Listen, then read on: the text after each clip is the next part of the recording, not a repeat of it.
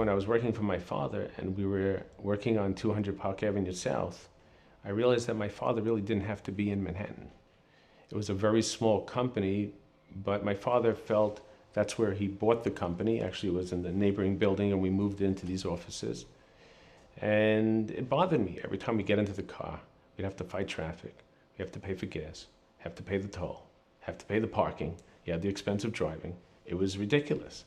And I said to my father one day, there's no reason for us to be in Manhattan. He understood what I was saying to him.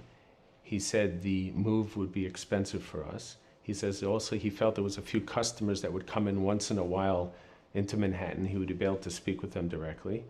And I said, I really believe we should move up to Monsey. And there's a Tall Pines Industrial Park up there. We can move in there. It's a new development.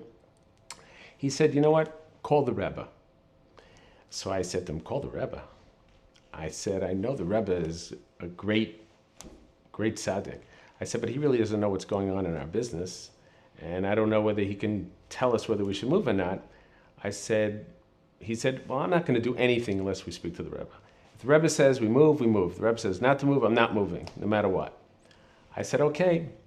So I pick up the phone, and he gives me the number of the Gabbai. I think it was Rebbe Grona, Rebbe Klein. I don't remember who answered. I think it was Rebbe Grona. And I explained to him the situation. He said, okay. He says, I'll get you an answer. He comes back, and that time he was able to put down the phone. He came back, and he was very warm to me. He knew who I was. He knew who my father was. He sent his warmest regards. He said, the Rebbe says, now's not the time to move. I said, Rebbe Grona. I said, can I? He says, the Rebbe says. He says, Shlomo, he says, the Rebbe says, now's not the time to move. It's not the time. And that was the end of the conversation.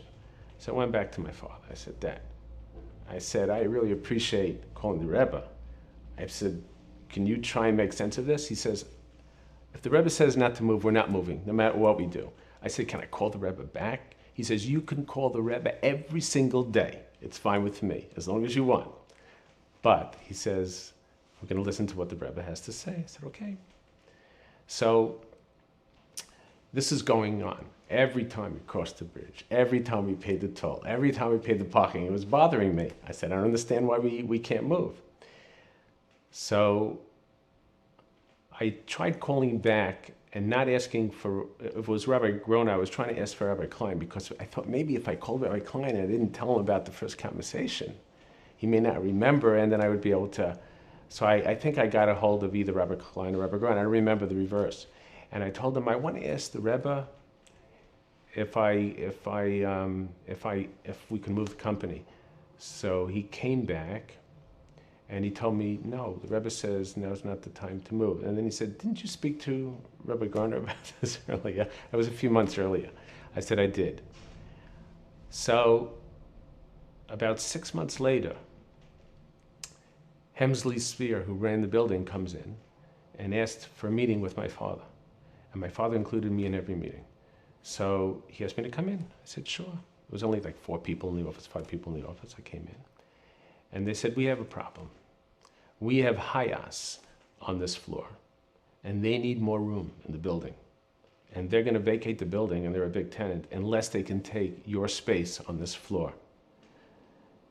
We're willing to move you and pay for the move anywhere in New York area, up to a certain amount, and give you 3 months free rent, and even give you some type of break on the back rent. I don't remember exactly the details, but it was an unbelievable deal. And I'm sitting there going, I can't believe it. We have to say yes, but the Rebbe's going to tell us we can't move. So my father says, I need to think about it. I need to get back to you. And they said, okay, we don't have much time. We need an answer for the tenant. I said, okay. They said, okay, and they left. I said to my father, we have to accept this deal. He said, call the Rebbe. I said, Dad, I said, I'm sure if the Rebbe heard what was going on now, he says, call the Rebbe. I said, okay. I get, I believe it's Rebbe Grona on the phone. And I say, Rebbe Grona, I just want to let you know that Hemsley Spear came in and made us an offer that if we move our company, they're willing to, he says, I'll get back to you. And he hangs up and he doesn't let me complete what I was saying. I said to my father, it's not fair. It's not right. I said, he didn't even give me a chance to explain the deal and what it means to us. And he got back to me. He said, the Rebbe says, now's the time to move. I said, okay, I'm sold. Unbelievable. I said, I don't understand that. But it would have, and then when I look back, that move cost us so much, it would have put us out of business if they wouldn't have come in and compensated us for that move.